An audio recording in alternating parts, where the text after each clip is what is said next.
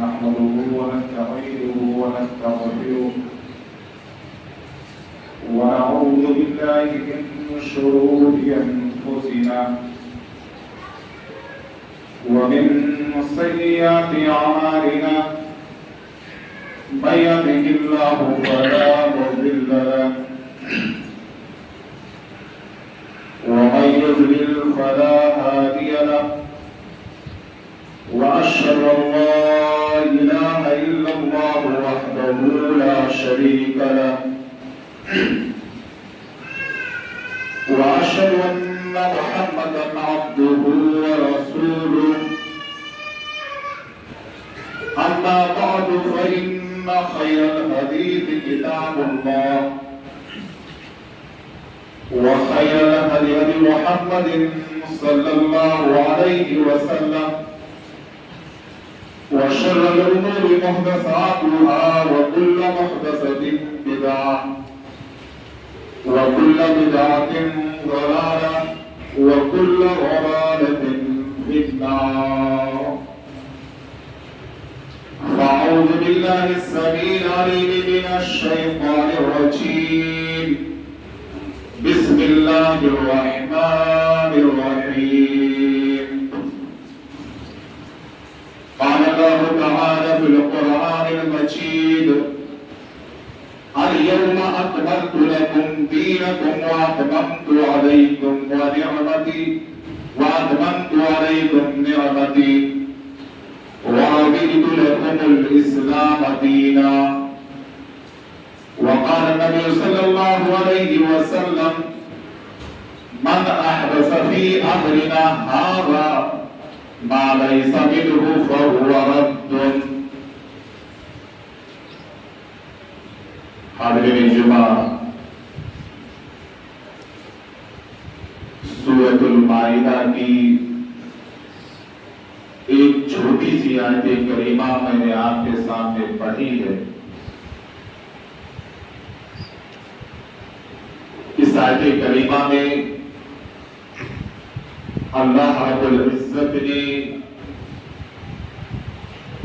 اپنے بندوں کو ایک پیغام دیا ہے، ایک میسج دیا ہے. ظاہر سی بات ہے، پیغام اللہ کا ہے، میسج اللہ کا ہے، تو ہم سب پر یہ لازم ہے کہ اللہ کے اس پیغام کو ہم سمجھیں. اس آیت کریمہ میں اللہ اپنے بندوں سے کہنا کیا چاہتا ہے؟ فرمایا اللہ نے: اليوم اکملت لکم دینکم، آج کے دن میں نے تمہارے لیے تمہارے دین کو مکمل کر دیا. ہم سبھی جانتے ہیں مکمل کہتے کسے ہیں؟ کہ جس میں نہ کمی کی گنجائش ہو نہ زیادتی کی. اگر کوئی شے، کوئی چیز کم ہے تو وہ نامکمل ہے، مکمل اسے نہیں کہا جائے گا. اگر اس چیز میں زیادتی کی بھی گنجائش ہے تو بھی اسے مکمل نہیں کہا جائے گا. اللہ کیا فرماتے ہیں؟ تمہارے دین کو ہم نے مکمل کر دیا ہے، یعنی اس میں کمی اور زیادتی کی کوئی گنجائش نہیں. وَأَتْمَمْتُ عَلَيْكُمْ نِعْمَتِي، اور میں نے اپنی نعمت تم پر پوری کر دی. وَرَضِيتُ لَكُمُ الْإِسْلَامَ دِينًا، اور اسلام کو بطور دین میں نے پسند کر دیا. یہ ہے اللہ کا پیغام، یہ ہے اللہ کا میسج اس آیت کریمہ میں. لیکن افسوس کے ساتھ کہنا پڑتا ہے میرے بھائیوں کہ آج بھی ہم کچھ ایسے اعمال کرتے ہیں جس کے ذریعے سے ہم یہ باور کرانا چاہتے ہیں کہ ابھی دین مکمل نہیں ہوا ہے، ابھی دین مکمل نہیں ہوا ہے، ہم اس آیت کریمہ کا معنی اور مفہوم نہیں سمجھ رہے، ہم سے بہتر تو وہ یہودی تھا۔ حضرت عمر کا زمانہ ہے، ایک یہودی حضرت عمر کے پاس آتا ہے، کہا عمر تمہارے قرآن میں ایک ایسی آیت کریمہ ہے، اگر وہ آیت کریمہ ہم یہودیوں کی جماعت پر نازل ہوگی، وہ آیت کریمہ ہمارے آسمانی کتاب توریت میں ہوگی تو لَاتَّخَذْتُ الْيَوْمَ عِيدًا، ہم اس دن کو خوشی کا دن بنا دیتے، ہم اس دن تہوار بناتے، عید بناتے۔ عمر نے پوچھا گیا وہ آیت کریمہ کون سی ہے؟ اس یہودی نے اسی آیت کریمہ کی تلاوت فرمائی کہ اللہ فرماتا ہے اليوم اکملت لکم دینکم واتممت علیکم نعمتی ورضیت لکم الاسلام دینا۔ کہا نادان تم اس دنیا میں رہتا ہے، یہ آیت کریمہ آج عید کے دن نازل ہوئی، دونوں خوشیاں ہم مسلمانوں کے ساتھ جمع تھی، عرفات کا میدان تھا، اللہ کا آخری رسول جناب محمد مصطفیٰ صلی اللہ علیہ وسلم اپنے صحابہ کے ساتھ میدان عرفات میں موجود تھے، جمعہ کا دن تھا، حضرت جبرائیل علیہ السلام یہ آیت کریمہ لے کر کے آپ صلی اللہ علیہ وسلم کے قلب اطہر پر نازل ہوتے۔ وہ یہودی سمجھ رہا ہے یہ آیت کتنی اہم ہے، لیکن ہم مسلمان نہیں سمجھ رہے، اسی لیے امام مالک رحمۃ اللہ علیہ نے فرمایا تھا من ابتدع فی الاسلام بدعۃ یراها حسنۃ فقد زعم ان محمدا خان رسالہ،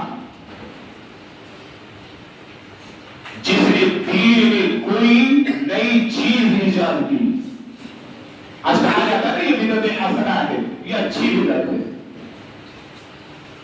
بدعت بدعت ہے، گمراہی گمراہی ہے۔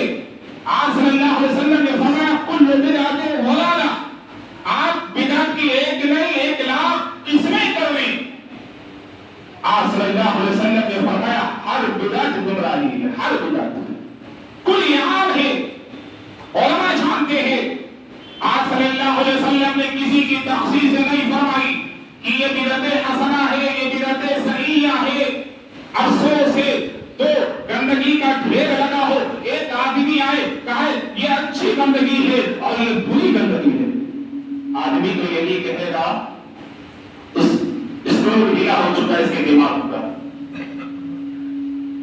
نور ہاسپٹل میں پہنچا دو یا بریلی کے پاگل کھانے میں پہنچا دو یا آگرہ کے پاگل خانے میں علاج کراؤ، میاں گندگی گندگی ہے، یہ اچھی اور بری کیا، گندگی تو گندگی ہوتی ہے، لیکن عوام کو یہ جنیرہ پکڑا دیا گیا ہے یہ بدعت حسنہ ہے، یہ بدعت سیئہ ہے، یہ بری بدعت ہے، یہ اچھی بدعت ہے، نبی کا فرمان بھول جاتے ہیں۔ آقا صلی اللہ علیہ وسلم نے فرمایا تھا کل بدعت ضلالہ، لوگوں بدعت کی تم ایک نہیں 1,00,000 جو قسمیں کر لو، ہر بدعت گمراہی ہے اور ہر گمراہی جہنم میں لے جانے والی۔ امام مالک نے فرمایا تھا من ابتدع فی الاسلام بدعۃ یراها حسنۃ، یراها حسنۃ، جس نے اسلام میں کوئی نئی بدعت ایجاد کی، یراها حسنۃ، اس کو اچھا گمان کیا، اچھا تصور کیا اور یہ کہا یہ بدعت حسنہ ہے، فقد زعم ان محمد خان الرسالہ، وہ کلیم کر رہا ہے، وہ الزام لگا رہا ہے نبی آخر زمان جناب محمد مصطفیٰ صلی اللہ علیہ وسلم پر کہ آپ صلی اللہ علیہ وسلم نے رسالت کو پہنچانے میں خیانت سے کام لیا ہے۔ لوگوں آگے فرماتے امام مالک رحمۃ اللہ علیہ کیا تم یہ آیت کریمہ بھول جاتے ہو کہ تمہارے رب نے قرآن میں کیا کہا ہے اليوم اکملت لکم دینکم واتممت علیکم نعمتی ورضیت لکم الاسلام دینا۔ لوگوں سنو، اس امت کے آخری لوگ بھی اسی عمل پر درست ہو سکتے ہیں جس عمل پر پہلے کے لوگ درست تھے، پہلے کے لوگ یعنی صحابہ کرام۔ جس عمل پر وہ لوگ درست تھے، اس امت کے آخری لوگ بھی اسی عمل پر درست ہو سکتے. لوگوں، جو چیز رسول اللہ صلی اللہ علیہ وسلم کے زمانے میں دین نہیں تھی، وہ آج بھی دین نہیں ہو سکتی. اسی لیے حضرت حذیفہ بن الیمان رضی اللہ تعالیٰ عنہ فرمایا کرتے تھے، کل عبادت لم يتعبد اصحاب رسول اللہ صلی اللہ علیہ وسلم فلا تعبدوها. ہر وہ عبادت کہ جس عبادت کو رسول کے صحابہ نے نہ کیا ہو، فلا تعبدوها، تو تم بھی اس عبادت کو انجام نہ دو، اس عبادت کو تم بھی انجام نہ دو. حضرت عبداللہ بن مسعود رضی اللہ تعالیٰ عنہ فرماتے تھے، اتبعوا، لوگوں تمہارے اوپر کیا لازم ہے؟ تم اپنے رسول کی اتباع کرو، پیروی کرو. ولا تبتدعوا، تم دین میں نئے نئے کام ایجاد کرنے سے بچو. فقد کفیتم، اللہ نے تمہیں اس سے روک لیا ہے، اسے روک لیا ہے. وعلیکم بالامر الرفیق، تمہارے اوپر کیا لازم ہے؟ صحابہ کرام کا عمل تمہارے اوپر لازم ہے. اللہ نے قرآن میں فرمایا، فَإِنْ آمَنُوا بِمِثْلِ مَا آمَنْتُمْ بِهِ فَقَدِ اهْتَدَوْا. اے لوگوں، اگر تمہارا ایمان مثل ایمان صحابہ ہوگا تبھی تم ہدایت یاب ہو، تبھی تم سیدھے راستے پر. تو کس عمل کو لازم پکڑو. عبداللہ بن مسعود رضی اللہ تعالیٰ عنہ فرماتے، علیکم بالعمل الرفیق، جس عمل پر رسول اللہ صلی اللہ علیہ وسلم کے صحابہ تھے. آج کہا جاتا ہے نا، یہ تو خیر کا کام ہے، یہ تو ثواب کا کام ہے. مولانا صاحب ہم یہ عمل کر رہے ہیں، اس میں حرج ہی کیا ہے؟ ہم بھول جاتے ہیں سب سے بڑا حرج یہ ہے کہ اس عمل پر اللہ کی اور اس کے رسول صلی اللہ علیہ وسلم کی مہر نہیں لگی. یہ سب سے بڑا حرج ہے کہ اس عمل پر رسول اللہ صلی اللہ علیہ وسلم کی مہر نہیں لگی ہے. وہ عمل ہماری اور آپ کی نظروں میں کتنا ہی اچھا کیوں نہ ہو، باعث ثواب ہم اس عمل کو کیوں نہ سمجھے، وہ عمل اس وقت تک بہتر نہیں ہو سکتا ہے جس عمل کے بارے میں اللہ کے رسول صلی اللہ علیہ وسلم نے کرنے کا حکم نہ دیا. آئیے میں مثال دیتا ہوں. 3 صحابی اللہ کے رسول صلی اللہ علیہ وسلم کے گھر تشریف لاتے، آپ سے ملاقات نہیں ہوئی، آپ کی بیویوں سے ملاقات ہوتی ہے. ان تینوں نے آپ صلی اللہ علیہ وسلم کے عبادتوں کے بارے میں پوچھا. دین آپ صلی اللہ علیہ وسلم ہمارے ساتھ ہوتے ہیں، ہم آپ کے قیام کو بھی دیکھتے ہیں، رکوع کو بھی دیکھتے ہیں، سجود کو بھی دیکھتے ہیں. دین میں ہم آپ صلی اللہ علیہ وسلم کے ہر عمل کو دیکھتے ہیں. اے آپ صلی اللہ علیہ وسلم کی بیویوں، ذرا ہمیں یہ بتاؤ، رات میں آپ صلی اللہ علیہ وسلم کی عبادت کیسی ہوتی ہے؟ اور واجب مطالعات میں جو کچھ وہ اپنی نظروں سے دیکھتی تھی، آپ صلی اللہ علیہ وسلم کی عبادتوں کے بارے میں ان 3 حضرات کو بتایا. ان 3 حضرات نے بخاری کی حدیث ہے، مسلم کی حدیث ہے، اپنی عبادتوں کو رسول اللہ صلی اللہ علیہ وسلم کی عبادت پر کم جانا، کم سمجھا. کہا آپ صلی اللہ علیہ وسلم کہا. آپ کے اگلے پچھلے تو تمام گناہ ہے. ان تینوں میں سے ایک کہتا ہے میں پوری رات قیام کروں گا، میں سوؤں گا نہیں. دوسرا کہتا ہے میں ہمیشہ روزہ رکھوں گا، افطاری نہیں کروں گا. تیسرا کہتا ہے میں شادی نہیں کروں گا. یہ عورتیں رب کی ذکر سے غافل کرنے والیاں ہوتی ہیں، اس لیے میں شادی نہیں کروں گا.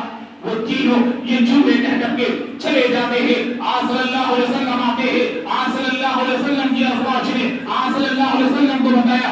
3 لوگ آئے تھے اور یہ کہہ کر کے گئے ہیں. آپ صلی اللہ علیہ وسلم نے دیر نہیں کی. میرے بھائیوں، آپ صلی اللہ علیہ وسلم نے تمام صحابہ کرام کو مسجد نبوی میں اکٹھا فرمایا اور آپ نے فرمایا انتم الذین قلتم کذا وکذا، تم تینوں آئے تھے میرے گھر اور یہ کہہ کر کے آئے ہو کہ میں سوؤں گا نہیں، پوری رات قیام کروں گا. تم میں سے ایک نے کہا میں ہمیشہ روزہ رکھوں گا، افطاری نہیں کروں گا، اور ایک نے کہا میں شادی نہیں کروں گا. اما واللہ انی لاخشاکم للہ واتقاکم لہ، میں تم سے زیادہ اللہ سے خوف کھانے والا ہوں، اللہ سے ڈرنے والا ہوں، اس کے باوجود بھی میں رات کو رب کی یاد میں قیام کے لیے کھڑا ہو جاتا ہوں اور سوتا بھی ہوں، اور میں کبھی روزہ رکھتا ہوں کبھی نہیں رکھتا ہوں، اور میں نے شادیاں بھی کی ہوئی ہیں۔ آج صلی اللہ علیہ وسلم نے آگے کیا فرمایا؟ وَمَنْ رَغِبَ عَنْ سُنَّتِي فَلَيْسَ مِنِّي، جس نے میری سنت سے اعراض کیا اس کا مجھ سے کوئی تعلق نہیں۔ میرے بھائیو، ذرا اپنے دل پر ہاتھ رکھ کر کے مجھے بتائیے گا، کیا قیام اللیل کرنا غلط ہے؟ کیا روزہ رکھنا غلط عمل ہے؟ کیا یہ خیر کا کام نہیں ہے؟ اور شادی بھی کیوں نہیں کر رہے تھے؟ اس لیے نہیں کر رہے تھے کہیں یہ عورتیں رب کے ذکر سے ہمیں روک نہ دے، غافل نہ کر دیں۔ یہ سارا عمل کس لیے کر رہے تھے؟ رب کی خوشنودی کے لیے۔ انہیں نماز بھی پڑھنی تھی، انہیں روزہ بھی رکھنا تھا، اور وہ اس لیے شادی نہیں کر رہے تھے کہیں یہ عورتیں رب کے ذکر سے ہمیں غافل نہ کر دیں۔ خیر نہیں ہے؟ جس نبی کو اللہ نے کہا ہو یا ایھا المزمل قم اللیل الا قلیلا، اے چادر کے اوڑھنے والے، اے کمبل کے اوڑھنے والے، رات ہو گئی ہے، آپ کھڑے ہو جائیں رب کی یاد میں، رب کے ذکر میں۔ قم اللیل الا قلیلا۔ آج وہ نبی کس سے روک رہا ہے؟ قیام اللیل سے۔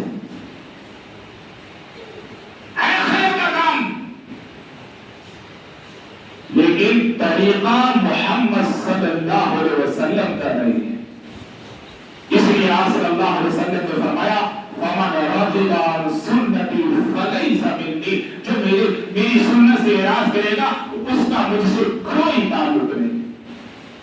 آئیے بخاری کے ایک اور حدیث دیکھتے ہوئے، حضرت حذیفہ بن الیمان رضی اللہ تعالیٰ عنہ اس حدیث کے راوی ہے، اور سنتوں کو ترک کرنے والوں، اور نبی کی اہمیت کو نہ سمجھنے والوں، اور بدعت کو انجام دینے والوں، ذرا اس حدیث کو لے کر کے جاؤ۔ صحیح بخاری کی حدیث ہے، حضرت حذیفہ بن الیمان نے ایک آدمی کو نماز پڑھتے ہوئے دیکھا، لیکن لا یتم رکوعہ ولا سجودہ، اس کا رکوع نبی کے رکوع کی طرح نہیں، اس کا سجدہ نبی کے سجدے کی طرح نہیں ہے۔ حضرت حذیفہ رضی اللہ تعالیٰ عنہ جب وہ آدمی نماز سے فارغ ہو گیا، حضرت حذیفہ اپنے پاس اس کو بلاتے ہوئے کہا ذرا مجھے یہ بتاؤ اس طرح تو نماز کتنے سالوں سے پڑھ رہے ہو؟ اس نے کہا 40 سال سے میں اسی طرح نماز پڑھ رہا ہوں۔ حضرت حذیفہ کہتے ہیں ما صلیت منذ 40 سنہ، تو نے 40 سال تک نماز ہی نہیں پڑھی، کیوں؟ آج ہم کہتے ہیں مولانا صاحب افائدنی تو نہیں کرتے، آمینی تو نہیں کہتے ہیں، تو کیا ہماری نماز نہیں ہوگی؟ صحابہ نے دیکھا اس آدمی کی نماز نبی کے نماز کی طرح نہیں ہے، رکوع نبی کے رکوع کی طرح نہیں کر رہا، سجدہ نبی کے سجدوں کی طرح نہیں کر رہا، فوراً کہہ دیا ما صلیت منذ 40 سنہ، تو نے 40 سال تک نماز ہی نہیں پڑھی۔ آگے کیا جملہ تھا؟ اور اس طرح نماز پڑھنے والا وَلَوْ مُتَّ عَلَىٰ غَيْرِ فِطْرَةِ مُحَمَّدٍ صلی اللہ علیہ وسلم، اگر تیری موت اسی پر ہو گئی، اسی طرح جس طرح تو نماز پڑھتا رہا، تو چاہیے تیری موت محمد صلی اللہ علیہ وسلم کے طریقے پر رہی ہو۔ کیا وہ نماز نہیں پڑھا تھا؟ سجدے کس کو کر رہا تھا؟ نہیں، وہ سجدے کر رہا تھا، کس کے سامنے جھک رہا تھا؟ اللہ کے سامنے بھی جھک رہا تھا۔ لیکن حضرت حذیفہ بن الیمان نے کیوں کہا ما صلیت منذ 40 سنہ؟ اس لیے کہ اس کا طریقہ نبی کے طریقے کے مطابق۔ آج ہم بڑے دھڑلے سے کہتے ہیں خیر کا کام ہے، اس میں حرجی کیا ہے؟ نبی نے منع کہا کیا ہے کہ عید میلاد النبی نہ منائی جائے، نبی کی ولادت پر جشن نہ منایا جائے، منع کہا ہے، منع کی دلیل لاؤ۔ میرے بھائیو اتنا یاد رکھنا، عبادت میں اصل منع ہے۔ ہم کسی شے کو، کسی عمل کو، کسی فعل کو اس وقت تک نہیں کر سکتے جب تک کہ اللہ کے رسول صلی اللہ علیہ وسلم نے اس کو کرنے کا حکم نہ دیا۔ ہم بھی تو کہہ سکتے ہیں بھائی ابھی ہم جمعہ میں 2 رکعت پڑھیں گے نا، 4 پڑھنے منع کہا ہے، نبی نے منع کہا کیا ہے؟ مغرب کی 3 رکعت ہے، 1 رکعت اور زیادہ کر کے 4 پڑھنے منع کہا ہے۔ سب سے بڑی دلیل منع کی یہی ہے کہ نبی نے کیا نہیں۔ خیر کا کام ہے میرے بھائیوں، کیا بتاؤ دل پر ہاتھ رکھ کر کے اذان دینا غلط ہے، اس میں تو ہم اللہ کی وحدانیت کا، اللہ کی کبریائی کا بیان کرتے ہیں، ورد کرتے ہیں، شہادتین کا اقرار کرتے ہیں،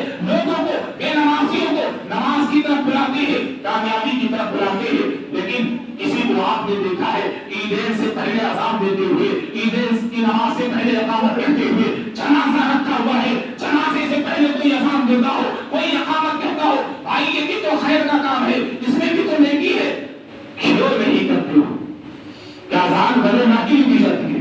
کیا غیر اللہ کا نام پکارا جاتا ہے؟ نہیں، اذان میں بھی اللہ کی وحدانیت کا ذکر ہوتا ہے، اللہ کی کبریائی کا بیان ہوتا ہے، لیکن یہ عمل ہم کیوں نہیں کرتے؟ یہ فعل ہم کیوں نہیں کرتے؟ اس لیے کہ عمل جو ہے ہمارے نبی سے ثابت ہے۔ ایک اور دلیل، جمعہ دور بڑا ہی مختصر ہوتا ہے، ایک اور دلیل، حضرت ابو موسیٰ اشعری رضی اللہ تعالیٰ عنہ عبداللہ بن مسعود کے پاس دوڑے آتے ہیں، دوڑ کر کے دائرۃ الرحمان، ابھی مسجد میں میں نے ایک ایسا عمل دیکھا ہے کہ اس عمل کو میں نے نبی کو کرتے ہوئے دیکھا، نبی کے صحابہ کو نہیں دیکھا ہے۔ وہ عمل کیا ہے؟ کہا کچھ لوگ نماز کی انتظار میں بیٹھے ہوئے حلقہ بنا کر کے، اور تمام لوگوں کے ہاتھ میں کمدریاں ہیں، ان میں سے ایک آدمی کہتا ہے ان کمدریوں پر 100 مرتبہ لا الہ الا اللہ شمار کرو، 100 مرتبہ لا الہ الا اللہ شمار کرتے، پھر کہتا ہے 100 مرتبہ اللہ اکبر کرو، 100 مرتبہ اللہ اکبر کہتے، پھر وہ کہتا ہے 100 مرتبہ سبحان اللہ کہو، 100 مرتبہ سبحان اللہ کہتے۔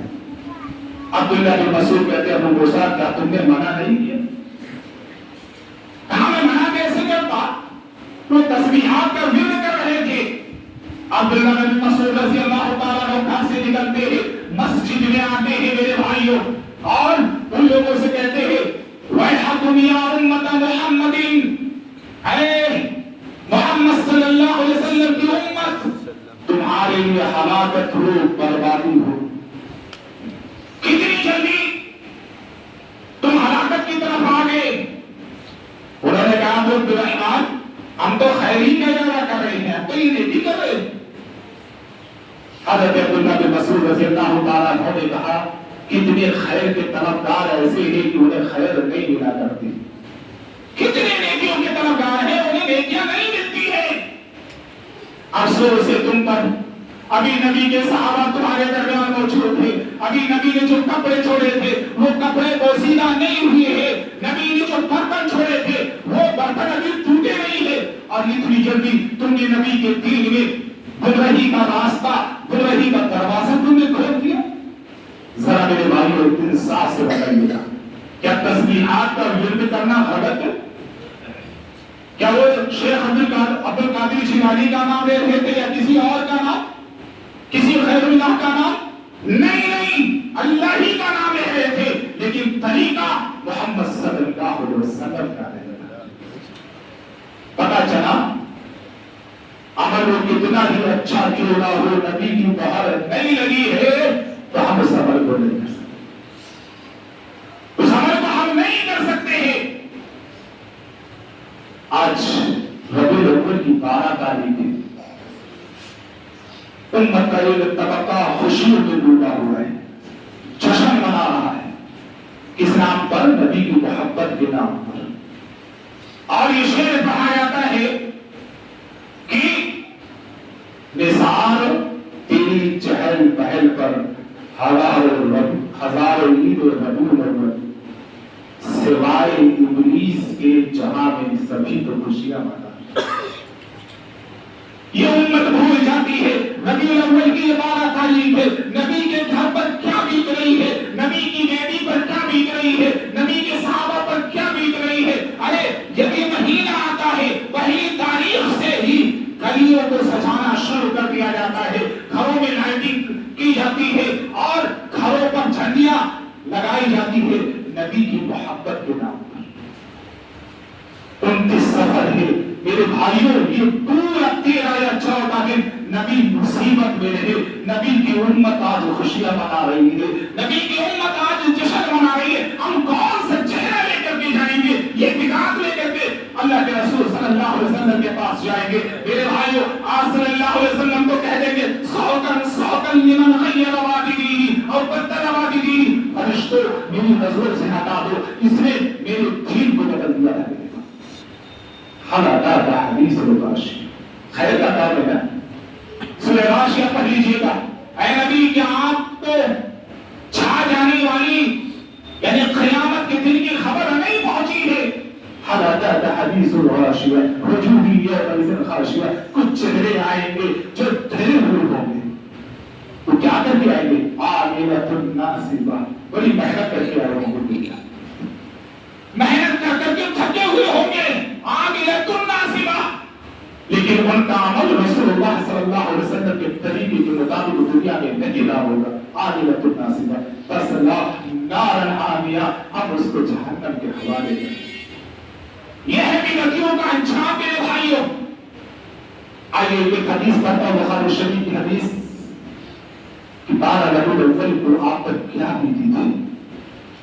حضرت انس فرماتے ہیں لما ثقل النبی صلی اللہ علیہ وسلم جعل يتغشى. فیصلہ آپ پر ہے یہ حدیث سن کر کے کہ جشن منائیں گے یا نہ کریں گے. فجر کا وقت ہے, آپ صلی اللہ علیہ وسلم نے پردہ ہٹایا حجرے کا, دیکھا صحابہ کرام نماز میں مشغول. نگاہیں آسمان کی طرف اٹھائی, کہا ہے میرے مولا تو گواہ ہے نا, جس مشن کو لے کر کے تو نے مجھے مبعوث کیا تھا میں نے پورا پہنچا دیا ہے.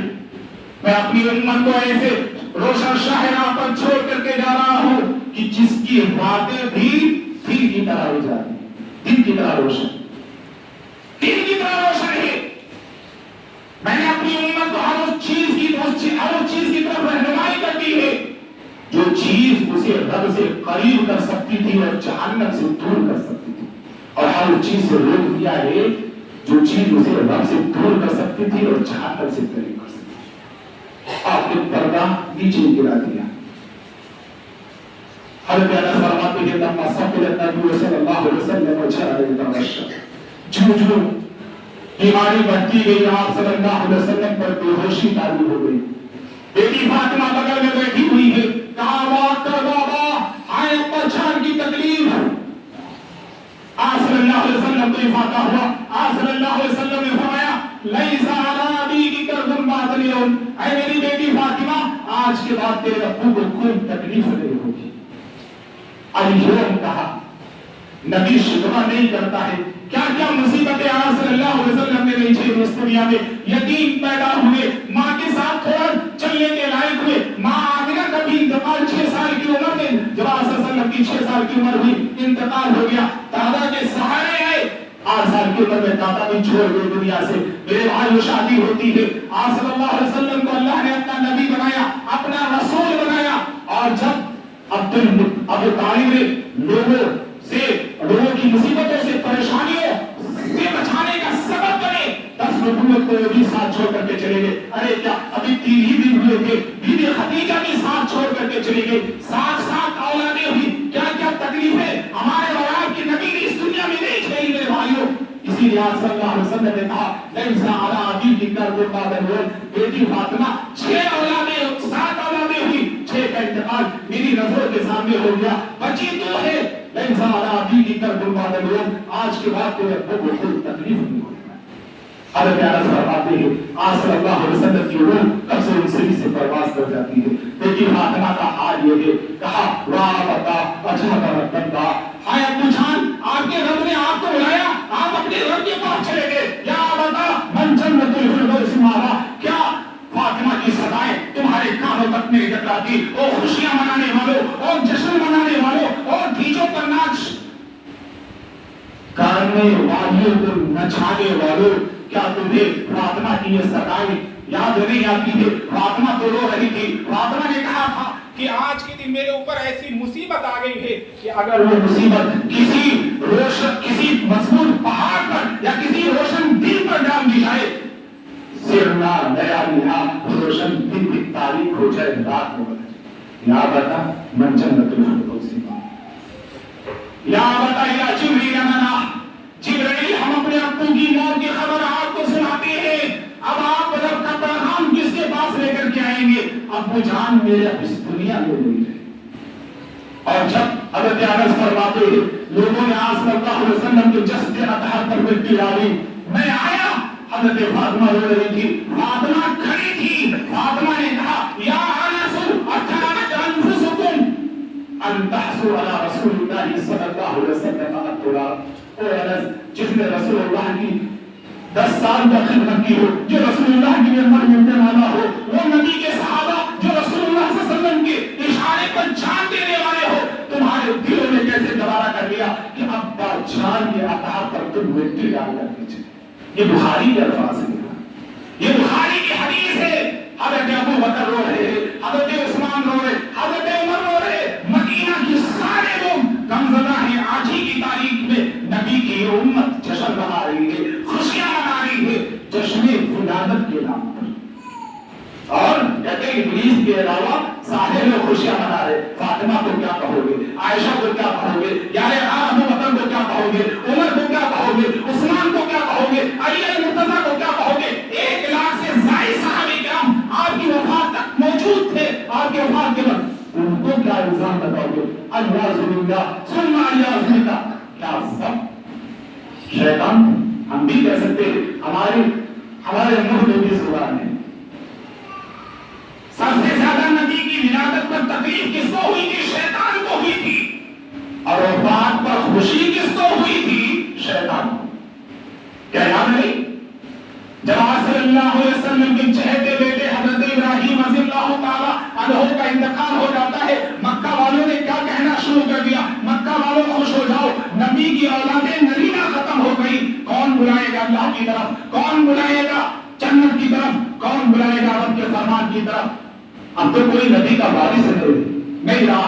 اللہ نے یہ سورہ نازل فرمائی، سورہ کوثر، اِنَّا أَعْطَيْنَاكَ الْكَوْثَرَ فَصَلِّ لِرَبِّكَ وَانْحَرْ إِنَّ شَانِئَكَ۔ تو خوشگوار ہوا تھا شیطان، اور شیطان کے چہرے صرف حضرت ابراہیم رضی اللہ تعالیٰ عنہ کا انتقال ہوا تھا، نبی صلی اللہ علیہ وسلم اس دنیا سے نہیں گئے تھے، وہ اتنا خوش ہوئے، تانے دینے لگے، خوش ہو جاؤ کوئی اولادیں نرینہ نہ رہی۔ تو شیطان کا کیا عالم ہوگا جب نبی اس دنیا سے گئے، نبی صلی اللہ علیہ وسلم اس دنیا سے خوش۔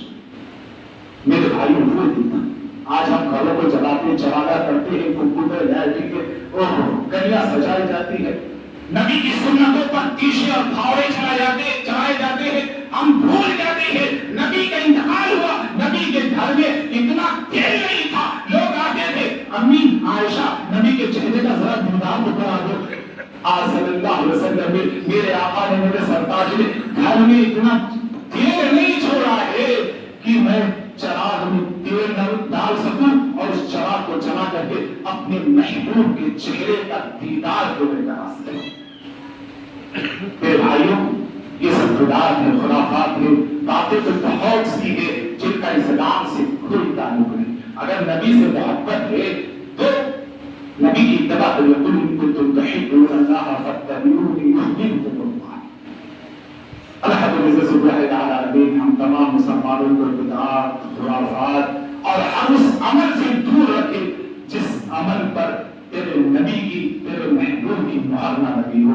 اللہ ان تمام اعمال سے، ان تمام بدعات و خرافات سے دور رکھے جس کی وجہ سے حوض کوثر سے ہمیں محروم کر دیا جائے، حوض کوثر کے جام سے۔